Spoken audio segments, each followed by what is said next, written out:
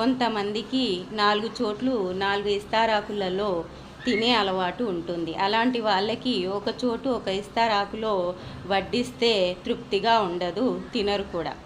వాళ్ళకు హ్యాపీనెస్ అనేది ఉండదు. దాంట్లో భాగంగానే వాళ్ళు ఏం చేస్తారంటే అమాయకమైన మనస్తత్వం ఉన్న వాళ్ళను ఎంచుకొని వాళ్ళ ద్వారా వాళ్ళ అవసరాలను తీర్చుకోవడానికి ఆ అమాయక జనాలను ఉపయోగించుకుంటారు.